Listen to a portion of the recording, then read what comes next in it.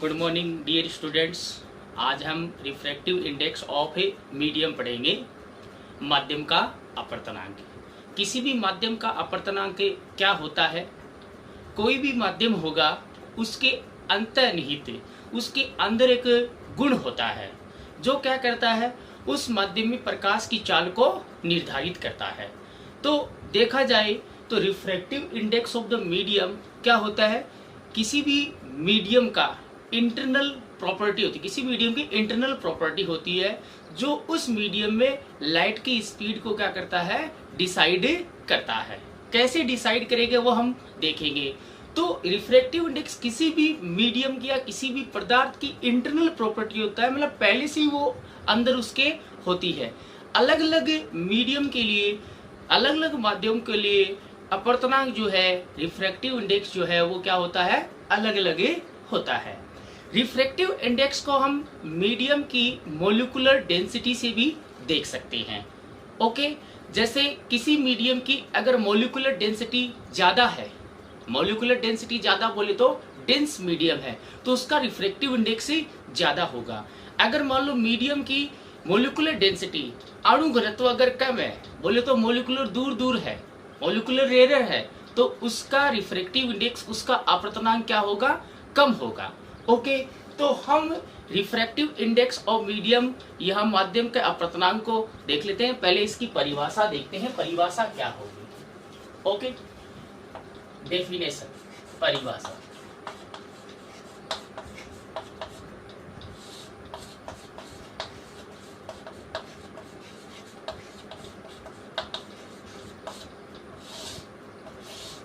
इसकी परिभाषा क्या होगी वो हम देख लेते हैं।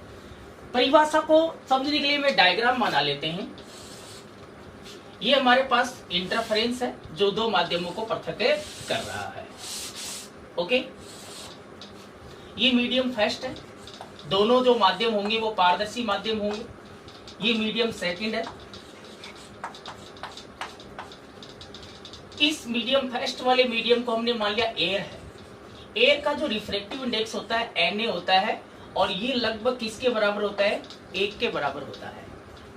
वायु का जो अपवर्तनांक होता है वो लगभग ही 1 होता है। दूसरा मीडियम है, इसका अगर रिफ्रैक्टिव इंडेक्स, इसका अपवर्तनांक हमने N मान लिया। कोई प्रकाश किरण है वो एयर से आ रही है, कहां से आ रही है, एयर से।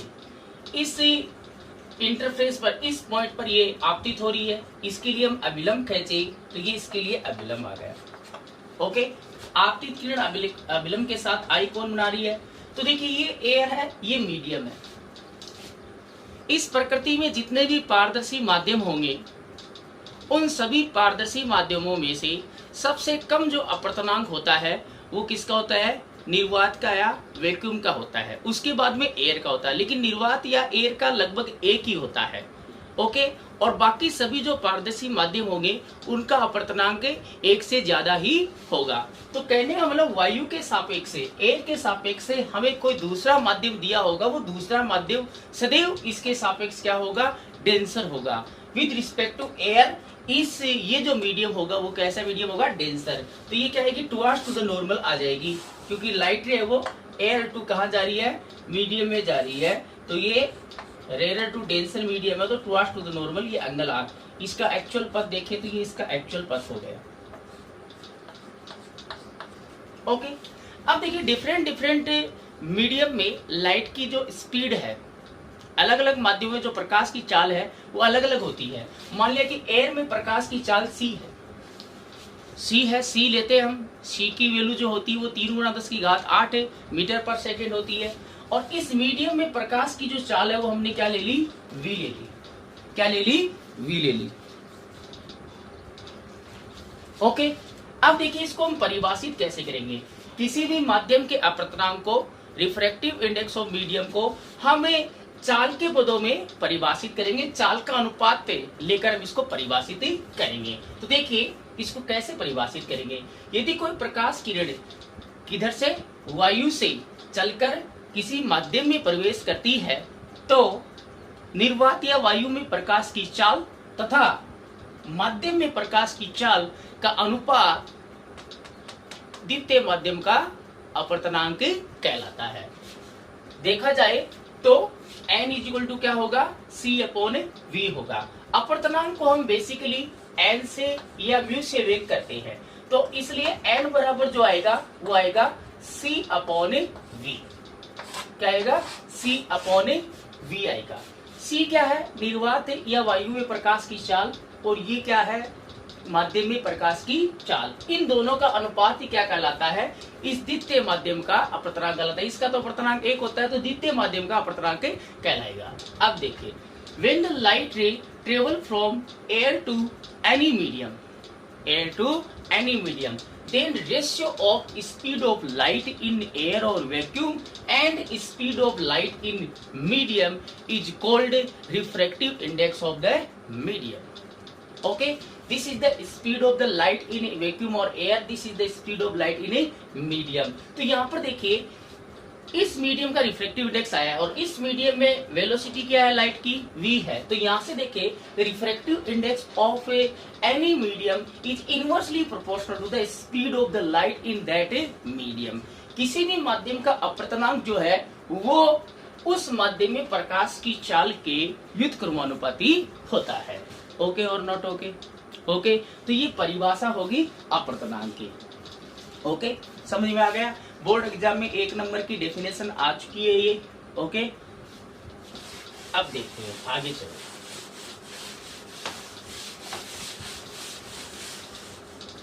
Types of refractive index.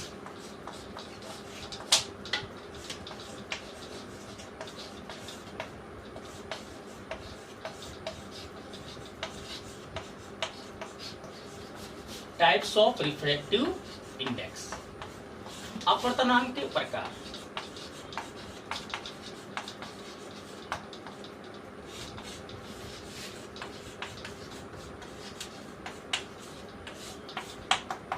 There are 2 types of refractive index. यहाँ 2 प्रकार के अपवर्तनांक होते हैं। कौन कौन से? पहला जो है वो है एब्सोल्यूट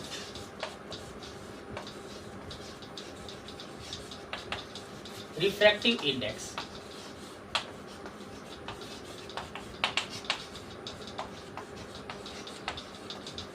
इसको बोलते हैं निरपेक्ष अपवर्तनांक।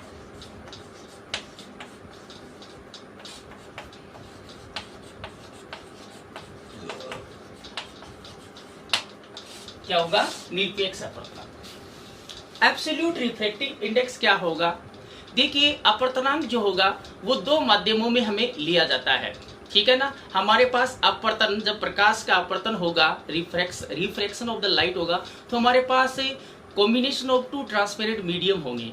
तो किसी एक मीडियम का दूसरे मीडियम के रिस्पेक्ट में क्या लेना पड़ेगा? अपवर्तनांक लेना पड़ेगा। एब्सोल्यूट रिफ्रैक्टिव इंडेक्स से निरपेक्ष अपवर्तनांक क्या होगा? देखो, हमारे पास 2 माध्यम होंगे, ठीक है। उन दोनों माध्यमों में से एक माध्यम क्या होगा? एयर हो। एक माध्यम क्या होगा? एयर। फिक्स होगा कि एक माध्यम, दोनों माध्यमों में से एक माध्यम एयर होगा। तो जो दूसरा माध्यम बचा, एक तो एयर है, जो दूसरा माध्यम बचा उसका अपवर्तनांक होगा किसके सापेक्ष से? वायु के सापेक्ष से, एयर के सापेक्ष से। तो किसी भी माध्यम का एयर के सापेक्ष से, ठीक है, वायु के सापेक्ष जो अपवर्तनांक होगा वो उसका निरपेक्ष अपवर्तनांक होगा। Okay, refractive index of any medium with respect to the light is called the absolute refractive index of the medium. Okay, किसके? एयर के रिस्पेक्ट में जो रिफ्रैक्टिव इंडेक्स होगा, किसके रिस्पेक्ट में? एयर के रिस्पेक्ट में जो रिफ्रैक्टिव इंडेक्स होगा वो एब्सोल्यूट रिफ्रैक्टिव इंडेक्स होगा। ओके, अब देखिए, मान लो कोई लाइट रे है। देखिए, मैं यहाँ डायग्राम बनाकर आपको समझाता हूँ। ये इंटरफेस हो गया, ये आपका मीडियम एयर है। ओके, एयर का जो रिफ्रैक्टिव इंडेक्स होता है वो ये नियरली इक्वल टू 1 होता है। ये कोई मीडियम है। ओके, ये फर्स्ट मीडियम हो गया आपका, ये सेकंड मीडियम हो गया। ये कोई मीडियम है जिसका रिफ्रैक्टिव इंडेक्स हमने क्या मान लिया? n मान लिया। nm मान लो इसको, nm क्या मान लिया? nm मान लिया। m बोले तो medium, refractive index of medium. a बोले तो air, refractive index of air. यहाँ पर ये कि माध्यम का अपवर्तनांक है, ये वायु का अपवर्तनांक है। ओके, अब कोई लाइट रे है, वो कहाँ से आ रही है? वो एयर से आ रही है। और कहाँ जाएगी, इस मीडियम में जाएगी। और ये मीडियम एयर के रिस्पेक्ट में क्या होगा, डेंसर होगा। तो इसका एक्चुअल पथ देखें तो ये इसका एक्चुअल पथ है, तो ये क्या आ जाएगा, टुवर्ड्स टू द नॉर्मल आ जाएगा। ये एंगल आई हो गया, ये एंगल आर हो गया। ओके और नॉट ओके? ओके।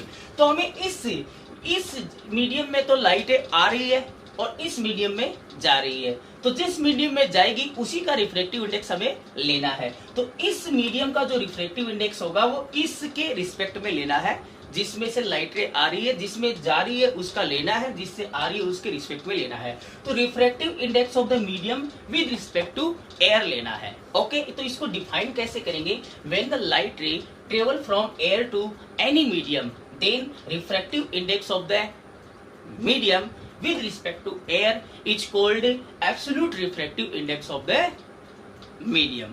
ओके, जब प्रकाश किरण है वायु से किसी माध्यम में प्रवेश करती है तो वायु के सापेक्ष उस माध्यम का जो अपवर्तनांक होता है वो उसका क्या कहलाता है, निरपेक्ष अपवर्तनांक कहलाता है। ओके, तो वायु के सापेक्ष किसी भी माध्यम का जो अपवर्तनांक होगा वो क्या कहलाएगा, निरपेक्ष अपवर्तनांक। मतलब एक माध्यम तो वायु ही होगा, दूसरा माध्यम कोई सा भी हो सकता है, वो जल भी हो सकता है, वो कांच भी हो सकता है, वाटर भी हो सकता है और ग्लास भी हो सकता है, बट एक माध्यम क्या होगा, वायु के सापेक्ष लेना है। ओके, तो इसके लिए अगर हम स्नेल्स लॉ लिखें तो देखिए, हम यहाँ से देखें तो आपकी जो लाइट है वो कहाँ से कहाँ जा रही है, एयर टू कहाँ जा रही है, मीडियम में जा रही है। एयर का रिफ्रैक्टिव इंडेक्स है वो Na है। ओके, और मीडियम का रिफ्रैक्टिव इंडेक्स हमने क्या माना है, Nm माना है। ओके, तो स्नेल्स लॉ लगाएंगे यहाँ पर, sine I upon sine R that is equal to N/1। यहाँ देखो 2 क्या है, जिस मीडियम में लाइट रिफ्रैक्टेड हो रही है, तो हमारी लाइट रे कहाँ जा रही है, इस मीडियम में जा रही है। ओके, सेकंड वाले मीडियम में, ये फर्स्ट मीडियम हो गया और ये क्या हो गया, सेकंड मीडियम हो गया। ये सेकंड मीडियम है, ये फर्स्ट मीडियम है। इस मीडियम का रिफ्रैक्टिव इंडेक्स Nm है, तो यहाँ पर m में जा रही है तो 2 की जगह m ले लिया। कहाँ से आ रही है, एयर से आ रही है, एयर से आ रही है और मीडियम में जा रही है तो एयर। तो ये किसको शो करता है, refractive index of the medium with respect to air, and that is equal to, इसको हम क्या लिख सकते हैं, Nm अपॉन Na। m पहले ऊपर आ गया, a नीचे आ गया। ओके, और that is equal to near equal to क्या हो जाएगा, Nm हो जाएगा, क्योंकि since Na is equal to क्या होता है, 1 होता है, नियर इक्वल टू क्या होता है, 1 होता है। ओके, तो यहां से क्या पता चल रहा है, यहां से ये पता चल रहा है this is the absolute refractive index of the medium. ये माध्यम का निरपेक्ष अपवर्तनांक है, मतलब वायु के सापेक्ष अपवर्तनांक है। और ये क्या है, माध्यम का अपवर्तनांक किसी के सापेक्ष नहीं है, ओनली माध्यम का अपवर्तनांक है।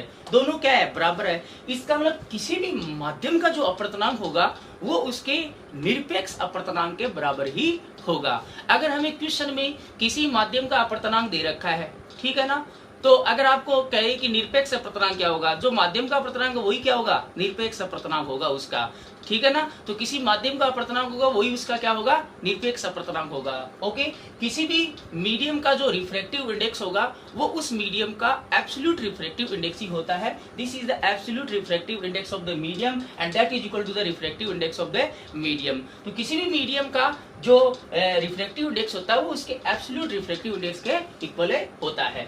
तो ये जो फॉर्मूला है अपना in terms of refractive index है, इसको हम अगर स्पीड के टर्म में इसको अगर हम लिखें तो कैसे लिखेंगे, देखिए, वी नो दैट हमारे पास डेफिनेशन से ये फॉर्मूला आया था कि refractive index is equal to होता है C upon V। N is the refractive index of medium and V is the refractive index, ये V is the speed of the light in that medium। यहाँ पर हम ये देख रहे हैं कि जो speed of the light in the medium is inversely proportional to the refractive index of the medium। Okay, यहाँ से ये पता चल रहा है कि किसी माध्यम में प्रकाश की जो चाल है वो उस माध्यम के अपवर्तनांक की क्या होती है, व्युत्क्रमानुपाती होती है।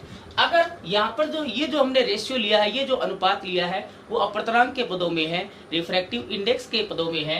अगर हम इसको चाल के टर्म्स में, चाल के पदों में या स्पीड के पदों में इसको लिखें तो देखो इनवर्स है, तो इनवर्स होगा तो फॉर्मूला क्या होगा, रिवर्स आएगा। जैसे ऊपर किसका रिफ्लेक्टिव इंडेक्स है, मीडियम का है, तो अगर स्पीड ले तो स्पीड क्या हो जाएगी, मीडियम में लाइट की स्पीड क्या होगी, ऐसे नीचे आ जाएगी। एयर में लाइट के जो एयर का रिफ्लेक्टिव इंडेक्स एन नीचे है ना, तो स्पीड एयर में लाइट की स्पीड है वो ऊपर आ जाएगी, तो रिवर्स आ जाएगा ये। ओके, अगर इसी को हम वेवलेंथ के टर्म में लिखे तो रेशियो ऑफ वेवलेंथ देखे तो we know that v is directly proportional to lambda होता है। वेवलेंथ जो है वो स्पीड के अकॉर्डिंग ही चेंज होती है, तो जैसे हमने स्पीड का लिखा है वैसे ही उसका लिखना है। तो एयर का है तो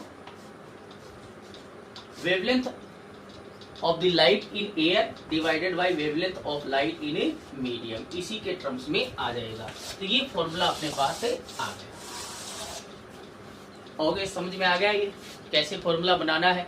इसमें आपको न्यूमेरिकल पूछते हैं, न्यूमेरिकल में जो भी आपको गिवन है उसके अकॉर्डिंग ही आपको फॉर्मूला लेना है। जैसे मान लो आपको वेलोसिटी और वेवलेंथ के टर्म में दे रखा है क्वेश्चन में, तो आपको ये दोनों लिखनी है। अगर आपको रिफ्रैक्टिव इंडेक्स और वेलोसिटी दे रखी तो ये लेना है। अगर आपको रिफ्रैक्टिव इंडेक्स और वेवलेंथ दे रखी तो ये लेना है। अगर आपको इंसिडेंट एंगल और रिफ्रैक्टेड एंगल दे रखा है और वेलोसिटी के लिए पूछे तो ये दोनों को इक्वल करके लेना है। अगर आपको इंसिडेंट और रिफ्रैक्टेड एंगल दे रखा है और वेवलेंथ अगर आपको पूछे तो ये इसको इसके इक्वल करके लेना है। तो अकॉर्डिंग टू क्वेश्चन हम फॉर्मूले को यूज में लेंगे। ओके ओके, अब इसके लिए हम कुछ एग्जांपल देख लेते हैं।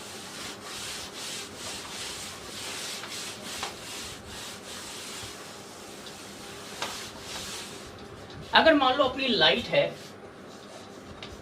वो एयर टू कहां, वाटर में जा रही है। एयर टू कहां है, वाटर है, वायु से जल में जा रही है। तो ये तो हो गया फर्स्ट मीडियम, ये क्या हो गया, सेकंड मीडियम हो गया। ओके, अब इसका रिफ्रैक्टिव इंडेक्स Na हो गया और इसका रिफ्रैक्टिव इंडेक्स क्या हो गया, Nw हो गया। ओके और नोट ओके। अगेन साइन लो लगाते हैं, स्नेल्स लो लगाते हैं, इसके लिए साइन लो नहीं स्नेल्स लो लगाते हैं। तो sine I upon sine R that equal to N21 21 है। तो यहाँ पर टू मीडियम क्या है, वाटर है, तो वाटर आ गया। फर्स्ट मीडियम क्या है, एयर है, तो एयर आ गया। तो that is so refractive index of the water with respect to air, वायु के सापेक्ष से क्या है, जल का निरपेक्ष अपवर्तनांक है। Okay, absolute refractive index of the water with respect to air and that equal to हम क्या लिख सकते हैं, W पहले है तो NW डिवाइडेड बाई Na आ गया। Okay, and that is equal to nearly equal to NaW, since Na is nearly equal to क्या होता है, 1 होता है। ओके और नोट ओके ओके। अब देखिए इसको हम स्पीड के टर्म्स में अगर लिखें तो ऊपर देखो किसका, वाटर का है ना, तो वाटर में लाइट की स्पीड क्या आ जाएगी, ऐसे नीचे आ गई, एयर वाली ऊपर VA। और वेवलेंथ के टर्म में लिखे तो वेवलेंथ तो स्पीड के टर्म में जैसे स्पीड में रेशियो है वैसे ही वेवलेंथ में रेशियो आएगा, lambda A divided by lambda water. Okay और note okay. Speed in air इसको हम C भी लिख सकते हैं, कोई प्रॉब्लम नहीं है। ओके, इस VA की वैल्यू है वो 3 × 10⁸ मीटर पर सेकेंड ही होगी। तो ये हम फॉर्मूला यहाँ पर आ गया। अगर वाटर के लिए दिया हो, एयर और वाटर का कॉम्बिनेशन है तो ये यूज में लेंगे। ओके, तो जो भी आपको पूछा गया है उसके अकॉर्डिंग आप फॉर्मूला बना सकते हो। ओके, अगर नेक्स्ट एग्जांपल ले, अगर मान लो लाइट है वो एयर टू ग्लास में इंटर कर रही है, कहाँ जा रही है, एयर टू ग्लास।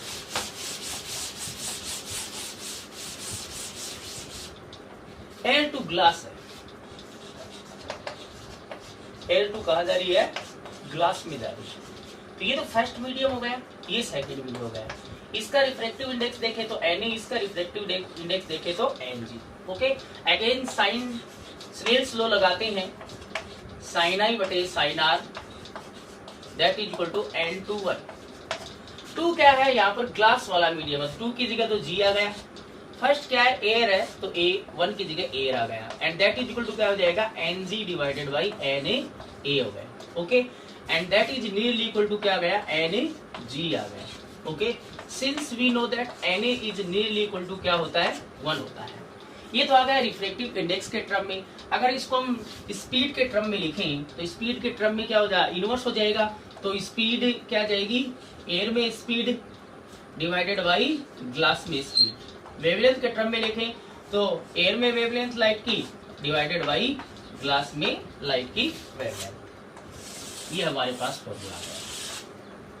होगी और नोट होगी। एब्सोल्यूट रिफ्रैक्टिव इंडेक्स है में इतना ही है। एयर के रिस्पेक्ट में जो रिफ्रैक्टिव इंडेक्स होगा वो एब्सोल्यूट रिफ्रैक्टिव इंडेक्स होगा। किसी भी मीडियम का रिफ्रैक्टिव इंडेक्स है वो उसका एब्सोल्यूट रिफ्रैक्टिव इंडेक्स ही होता है। ओके, तो ये तो हो गया एब्सोल्यूट रिफ्रैक्टिव इंडेक्स। अब हम देखते हैं सेकंड जो अपना टाइप्स है वो है रिलेटिव रिफ्रैक्टिव इंडेक्स।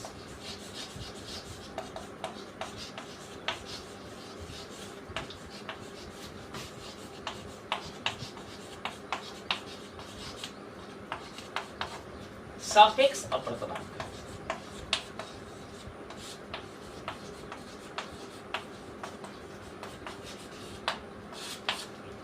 सापेक्ष अपवर्तनांक। सापेक्ष अपवर्तनांक क्या होगा?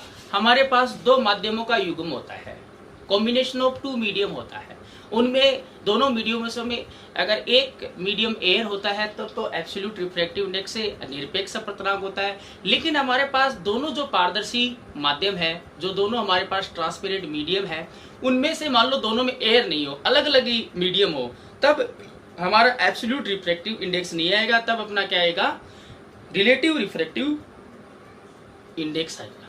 क्या आएगा? रिलेटिव रिफ्रैक्टिव इंडेक्स आएगा। ठीक है ना, सापेक्ष अपवर्तनांक होगा। ठीक है ना, जैसे हम देखें, जैसे डायग्राम से देखें, ये मीडियम फर्स्ट है, कुछ भी हो सकता है, वाटर भी हो सकता है, ग्लास भी हो सकता है। ये मीडियम सेकंड है, इसका रिफ्रैक्टिव इंडेक्स N1 ले लिया, इसका N2 ले लिया। ओके, कोई लाइट रे ऐसे इंसिडेंट हो रही है, मान लो ये सेकंड मीडियम इसके रिस्पेक्ट में डेंसर है, तो ये टुवर्ड्स टू द नॉर्मल आ गई, ये I हो गया, ये R हो गया। ओके, तो आ किससे रही है? N1 से आ रही है। जा किस में रही है? N2 में जा रही है। तो जिसमें जा रही है उसका रिफ्रैक्टिव इंडेक्स लेते हैं इसके रिस्पेक्ट में। तो refractive index of the second medium with respect to the first medium, okay, that is called the relative refractive index of the second medium. Okay और नॉट ओके? अब देखो, when the light ray travel from one medium to second medium या one medium to other medium, then the refractive index of the second medium with respect to the first medium is called a relative refractive index of the second medium. Okay, जब प्रकाश किरण एक माध्यम से चलकर किसी दूसरे माध्यम में प्रवेश करती है तो प्रथम माध्यम के सापेक्ष से दूसरे माध्यम का जो अपवर्तनांक होगा वो द्वितीय माध्यम का सापेक्ष अपवर्तनांक कहलाता है। ठीक है ना, तो ये दो माध्यम है, इन दोनों में से एयर नहीं होगा, कोई और दूसरा माध्यम में, अलग माध्यम में होंगे। इसको हम एग्जांपल लेकर समझते हैं। जैसे मान लो हमारी जो लाइट है, हमारी लाइट रे है वो वाटर टू ग्लास में जा रही है, वाटर से आ रही है, किस में जा रही है? ग्लास में जा रही है। तो यहाँ पर दोनों अलग अलग मीडियम है, एयर तो नहीं है ना, एक मीडियम वाटर है और एक ग्लास है। वाटर से इंसिडेंट हो रही है और ग्लास में रिफ्लेक्टेड हो रही है। ओके, तो water is the first medium and glass is the second medium. इसका रिफ्रैक्टिव इंडेक्स हमने NW मान लिया और इसका रिफ्रैक्टिव इंडेक्स हमने NG मान लिया। इसके लिए अगर हम स्नेल्स लॉ लिखें तो sin I divided by sin R that is equal to Na/1। 2 क्या है? सेकंड मीडियम क्या है? ग्लास है, तो 2 की जगह तो क्या आ जाएगा? G आ जाएगा, और फर्स्ट मीडियम क्या है? W, तो ये NGW आ जाएगा। NGW क्या शो करता है? G क्या है? जिसका रिफ्रैक्टिव इंडेक्स है, W क्या है? जिसके रिस्पेक्ट में है। ओके, तो ये क्या होगा? Refractive index of the glass with respect to the water. Glass का रिफ्रैक्टिव इंडेक्स है विद रिस्पेक्ट टू वाटर, ये इसका क्या होगा? रिलेटिव रिफ्रैक्टिव इंडेक्स होगा। एंड दैट इक्वल टू हम क्या लिख सकते हैं? NG divided by NaW। Okay, ये तो आ गया आपका किसके टर्म्स में? किसके टर्म्स में आ गया? ये अपना आ गया रिफ्रैक्टिव इंडेक्स के टर्म में। इसको वेलोसिटी के टर्म में रिवर्स कर दो, ऊपर आ जाएगा VW divided by VG, and इसको वेवलेंथ के टर्म में लिखें तो lambda W upon lambda G। ये आ गया अपना रिलेटिव रिफ्रैक्टिव इंडेक्स के टर्म में स्नेल्स लॉ आ गया। हो गया और नॉट हो गया? हो गया ना? ओके, अब देखिए हमारे पास जो रिफ्रैक्टिव इंडेक्स होता है, मैंने कहा रिफ्रैक्टिव जो इंडेक्स होता है वो always greater than equal to क्या होता है 1। रिफ्रैक्टिव इंडेक्स की जो वैल्यू किसी भी मीडियम के रिफ्रैक्टिव इंडेक्स की जो वैल्यू होती है वो always greater than equal to 1 होती है। मिनिमम वैल्यू जो होगी रिफ्रैक्टिव इंडेक्स की वो 1 होगी। वो किसके लिए होती है? वैक्यूम के लिए होती है। वैक्यूम के लिए एन की वैल्यू 1 होती है। एयर के लिए देखें तो इसकी वैल्यू 1.00008 होती है अप्रोक्सीमेटली, तो इसको हम अप्रोक्सीमेटली 1 ही लेते हैं। तो मिनिमम एरिया वैक्यूम के लिए होती है। बाकी कोई भी ट्रांसपेरेंट मीडियम होगा उसका रिफ्रैक्टिव इंडेक्स है वो 1 से बड़ा ही होगा। जैसे हम बात करें वाटर की तो NW जो होता है वो अप्रोक्सीमेटली 1.33 होता है। वाटर का जो रिफ्रैक्टिव इंडेक्स होता है 1.33 होता है। अगर हम ग्लास की बात करें तो इसका अप्रोक्सीमेटली 1.5 होता है। ओके, तो यहाँ से आप देख सकते हो कि डेंसर बनेगा। जैसे एयर है, एयर से डेंसर क्या है? वाटर है, तो बढ़ गया रिफ्रैक्टिव इंडेक्स। और वाटर से डेंसर कौन सा? ग्लास है, तो इसका रिफ्रैक्टिव इंडेक्स बढ़ गया। क्यों? मोलिकुलर डेंसिटी बढ़ रही है। मैंने कहा मोलिकुलर डेंसिटी पर डिपेंड करता है रिफ्रैक्टिव इंडेक्स। मोलिकुलर डेंसिटी जितनी ज्यादा होगी रिफ्रैक्टिव इंडेक्स उतना ही ज्यादा होगा। ओके, तो हम अगर नेक्स्ट एग्जाम्पल देखें,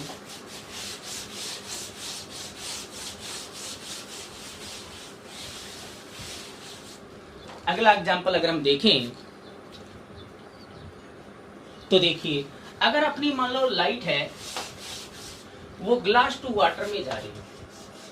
कहां से आ रही है? ग्लास से आ रही है। वो किस में जा रही है? वाटर में जा रही है।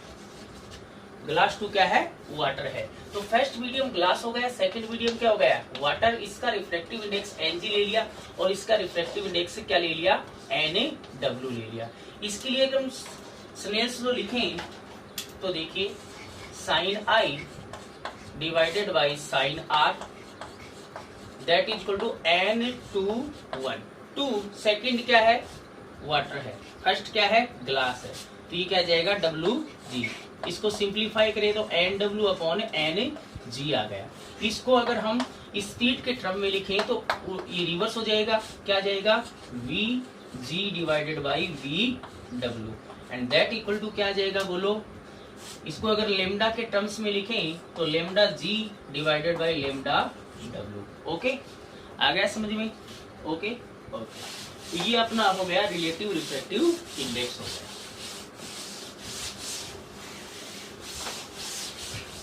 ओके और नोट? ओके, अब कुछ इंपॉर्टेंट पॉइंट्स ले लेते हैं related to refractive index. Some important points देख लेते हैं।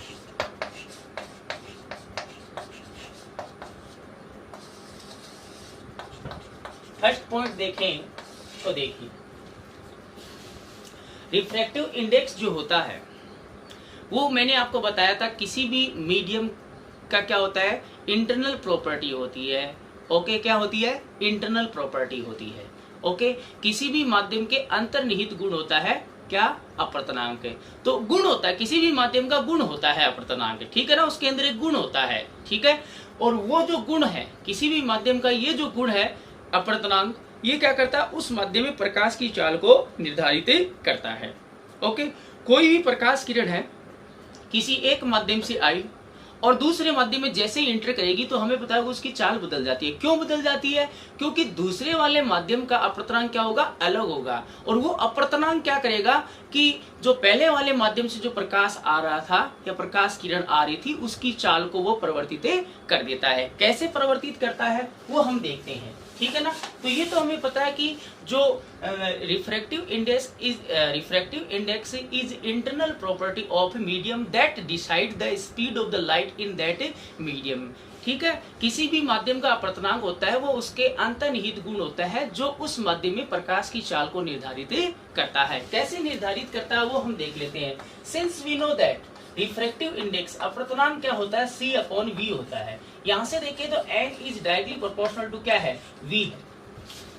अगर ये इनवर्सली प्रोपोर्शनल बोले तो स्पीड अगर ज्यादा है तो रिफ्रैक्टिव इंडेक्स क्या होगा? कम होगा। स्पीड अगर कम है तो रिफ्रैक्टिव इंडेक्स ज्यादा होगा। ओके, या हम ऐसे देखें, अगर किसी मीडियम का रिफ्रैक्टिव इंडेक्स ज्यादा है तो उसमें स्पीड क्या हो जाएगी? कम हो जाएगी। और रिफ्रैक्टिव इंडेक्स कम है तो उसमें स्पीड क्या हो जाएगी? ज्यादा हो जाएगी। तो कहने का मतलब रिफ्रैक्टिव इंडेक्स पे तो डिपेंड कर रहा है कि स्पीड किस प्रकार से वेरी होगी। मान लो कोई लाइट रे है वो मतलब आ रही है और दूसरे वाले मीडियम में इंटर कर रही है, उसका रिफ्रैक्टिव इंडेक्स अगर मान लो फर्स्ट वाले मीडियम से क्या है ज्यादा है तो उसकी स्पीड को क्या कर देगा, वो डिक्रीज कर देगा। लेकिन अगर फर्स्ट मीडियम से उसकी जो रिफ्रैक्टिव इंडेक्स है वो कम है तो स्पीड को क्या कर देगा, इंक्रीज कर देगा। तो स्पीड लाइट है वो किसी मीडियम में किस स्पीड से चलेगी वो कौन डिसाइड करता है, उसका रिफ्रैक्टिव इंडेक्स। रिफ्रैक्टिव इंडेक्स अगर कम है तो स्पीड बढ़ जाएगी, रिफ्रैक्टिव इंडेक्स अगर ज्यादा है तो स्पीड क्या हो जाएगी, कम हो जाएगी। ओके, तो ये बात समझ में आ गई। अब देखो दूसरा पॉइंट देखते हैं, सेकंड पॉइंट। हमारे पास दो मीडियम है, एक रेयर एक डेंसर मीडियम है और एक रेयर है। ओके, ये एक सघन माध्यम है, एक विरल माध्यम है।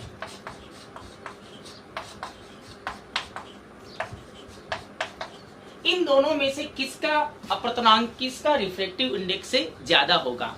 ओके, सिंपली हम देख सकते हैं, या तो आप देखो मोलिकुलर डेंसिटी से देख सकते हो, इसमें मोलिकुलर डेंसिटी ज्यादा होती है, इसमें क्या होती है, कम होती है। मोलिकुलर डेंसिटी ज्यादा होगी जिसका उसका रिफ्रैक्टिव इंडेक्स भी क्या होगा, ज्यादा होगा। या वेलोसिटी से देखें तो इसमें वेलोसिटी क्या होती है, इसमें वेलोसिटी क्या होती है, इसमें स्पीड क्या होती है, कम होती है, और इसमें स्पीड रेयर मीडियम स्पीड ज्यादा होगी। ओके, तो इसका रिफ्रैक्टिव इंडेक्स क्या होगा, ज्यादा होगा, और इसका रिफ्रैक्टिव इंडेक्स क्या होगा, कम होगा।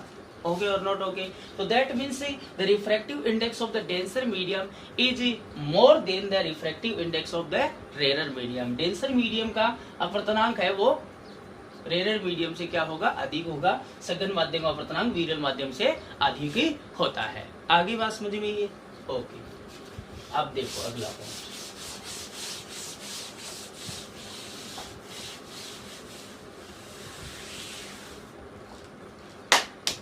अब देखो हमें पता है कि n इक्वल टू क्या आपने लिया था, C/V। सारी चीजें हम इसी फॉर्मूले से देख रहे हैं। ओके, रिफ्रैक्टिव इंडेक्स की बात करें तो C/V। C क्या है, speed of light in air, speed of light in medium, मतलब स्पीड डिवाइडेड बाई स्पीड है। तो इसकी यूनिट क्या होगी, इसका मात्रक क्या होगा, ये यूनिटलेस होगा। ये प्योर रेशियो है तो ये क्या होगा, यूनिटलेस होगा। तो refractive index is a unitless and dimensionless quantity. Okay, जो किसी भी माध्यम का अपवर्तनांक होता है वो मात्रकहीन एवं विमाहीन राशि होती है। ओके और नॉट ओके, ओके और not okay.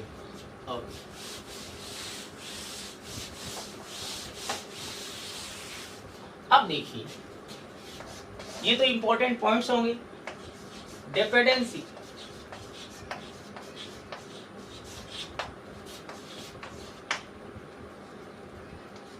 of refractive index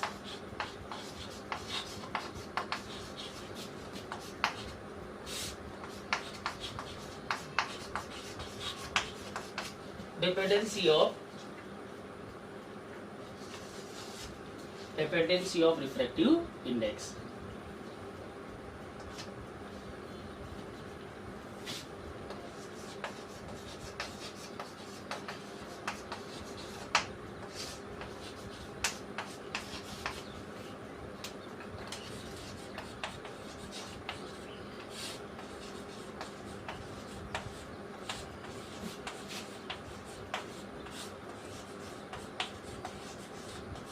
अपवर्तनांक को प्रभावित करने वाले कारक। किसी भी माध्यम का जो अपवर्तनांक है, refractive index of the medium है, वो किन किन कारकों पर निर्भर करता है। ऐसे कौन कौन से फैक्टर्स हैं जिनको हम चेंज कर दें तो मीडियम का रिफ्रैक्टिव इंडेक्स भी क्या हो जाता है, चेंज हो जाता है। वो हम फैक्टर्स देख लेते हैं, वो हम कारक देख लेते हैं कि किसी भी माध्यम का जो अपवर्तनांक है, रिफ्रैक्टिव इंडेक्स है, वो किन किन मतलब फैक्टर पर डिपेंड करता है। ओके, तो अपना फर्स्ट जो है वो है नेचर ऑफ मीडियम। क्या है, नेचर ऑफ मीडियम। मीडियम की नेचर पर डिपेंड करता है कि मीडियम अपना कैसा है। ओके, माध्यम की प्रकृति पर, माध्यम की प्रकृति पर किसी भी माध्यम का अपवर्तनांक है वो उस माध्यम की प्रकृति पर निर्भर करता है कि उस माध्यम की प्रकृति कैसी है। जैसे हमारे पास से तीन माध्यम हमने ले लिए, एक तो हमने ले लिया सॉलिड, सॉलिड बोले तो हमने ग्लास ले लिया। एक हमने लिक्विड मीडियम ले लिया वाटर, एक हमने ले लिया गैसीय मीडियम ले लिया एयर। इसका रिफ्रैक्टिव इंडेक्स हमने मान लिया Ng है और इसका क्या हो गया Nw हो गया और इसका क्या हो गया Na हो गया। बताइए किसका रिफ्रैक्टिव इंडेक्स ज्यादा होगा? ये डेंसर है, ये सबसे ज्यादा डेंसर कौन सा है? ये है, तो इसका रिफ्रैक्टिव इंडेक्स सबसे ज्यादा होगा। ये इससे कम डेंसर है तो इसका रिफ्रैक्टिव इंडेक्स इससे कम होगा। ये सबसे कम डेंसर है, बोले तो ये रेयर है तो इसका रिफ्रैक्टिव इंडेक्स सबसे कम होगा। तो अगर हम इसको कंपेयर करें तो Ng greater than Nw greater than Na। सबसे ज्यादा रिफ्रैक्टिव इंडेक्स किसका होगा? ग्लास का होगा। सबसे कम किसका होगा? एयर का होगा। तो अलग अलग मीडियम, क्या सभी मीडियम का रिफ्रैक्टिव इंडेक्स सेम होगा? नहीं, अलग अलग मीडियमों का रिफ्रैक्टिव इंडेक्स क्या होगा? अलग अलग होगा। अलग अलग माध्यमों का अपवर्तनांक क्या होगा? अलग अलग होगा। The refractive index of the different mediums are different. Okay, अगर हम ये तो रिफ्रैक्टिव इंडेक्स का आ गया कंपैरिजन। अगर हम स्पीड का कंपैरिजन देखें कि कौन से मीडियम में स्पीड ज्यादा होगी। अगर मान लो इसमें स्पीड Vg है, इसमें स्पीड Vw है और इसमें स्पीड क्या है? Va है। तो हमें पता है कि रिफ्रैक्टिव इंडेक्स जिसका कम होगा इनवर्सली प्रोपोर्शनल होती है स्पीड। इसका मतलब जिसका रिफ्रैक्टिव इंडेक्स सबसे कम होगा उस मीडियम में लाइट की स्पीड क्या होगी? सबसे ज्यादा होगी। तो स्पीड सबसे ज्यादा किस में होगी? एयर में होगी। उसके बाद में इससे कम किस में होगी? वाटर में होगी। और सबसे कम किस में होगी? ग्लास में होगी। तो स्पीड का अगर हम कंपेरिजन देखें तो इससे जस्ट अपोजिट आएगा, क्योंकि इसके इनवर्सली प्रोपोर्शनल होता है। जिसमें रिफ्रैक्टिव जिस मीडियम का रिफ्रैक्टिव इंडेक्स ज्यादा होगा उसमें लाइट की स्पीड सबसे कम होगी, और जिस मीडियम का रिफ्रैक्टिव इंडेक्स सबसे ज्यादा होगा उसमें लाइट की स्पीड सबसे कम होगी। ओके और नॉट ओके? ये कॉन्सेप्ट क्लियर हो गया? ओके, अब आगे चलते हैं। सेकंड फैक्टर देखते हैं किस पर डिपेंड करती है। सेकंड है अपना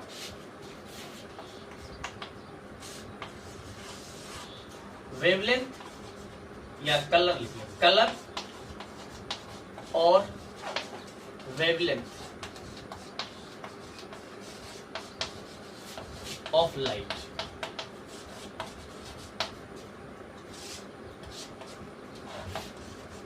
प्रकाश के रंग या तरंगधैर्य पर।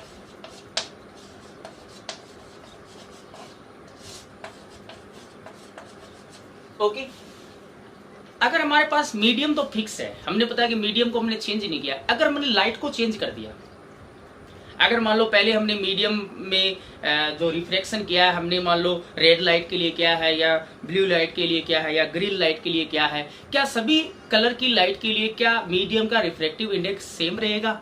नो, अलग अलग कलर की लाइट के लिए मीडियम का रिफ्रैक्टिव इंडेक्स क्या होगा? डिफरेंट होगा। Why? Because यहाँ से देखो, we know that refractive index is directly proportional to क्या होता है? Speed of light in that medium. And since we know that speed of the light is directly proportional to wavelength, lambda की direct proportional होती है, तो v क्या है? नीचे आ रहा है, तो इसको हम देखेंगे तो also directly proportional to lambda, v के डायरेक्ट प्रोपोर्शनल lambda। ओके, तो यहाँ से हम देखें तो since n is inversely proportional to lambda, इसका कहने का मतलब ये है कि जो refractive index of the medium वो वेवलेंथ के इनवर्सली प्रोपोर्शनल है। यहाँ से यही पता चल रहा है कि वेवलेंथ अगर ज्यादा है तो रिफ्रैक्टिव इंडेक्स क्या होगा? कम होगा, और वेवलेंथ अगर कम है तो रिफ्रैक्टिव इंडेक्स क्या होगा? ज्यादा होगा। ओके, क्या सभी कलरों का वेवलेंथ है? क्या डिफरेंट कलर की लाइट है? क्या सभी कलर की लाइट की वेवलेंथ सेम होती है? नहीं होती है। अलग अलग कलर की जो वेवलेंथ होती है वो अलग अलग होती है। हम इस फॉर्मूले से देख सकते हैं VIBGYOR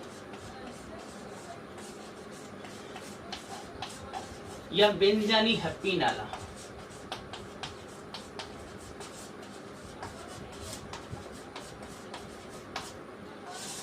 violet, indigo, blue, green, yellow, orange, red, बैंगनी, जामुनी, नीला, हरा, पीला, नारंगी, लाल।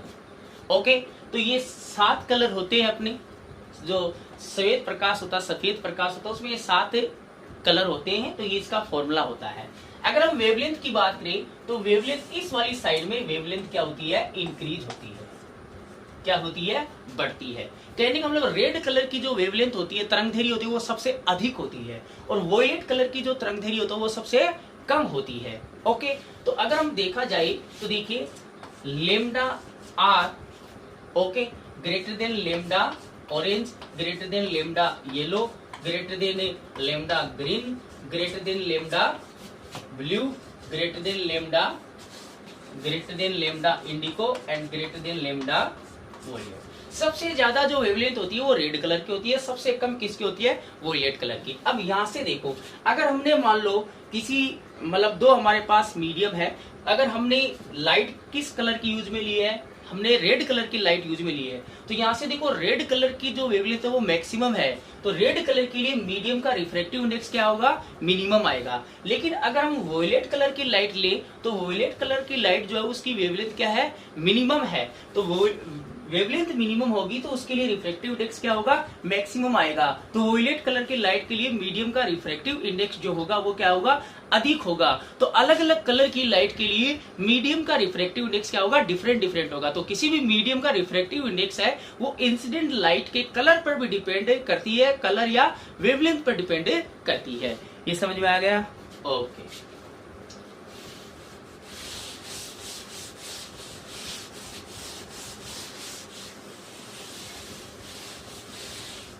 अब एक तीसरा पॉइंट और देख लेते हैं, टेम्परेचर।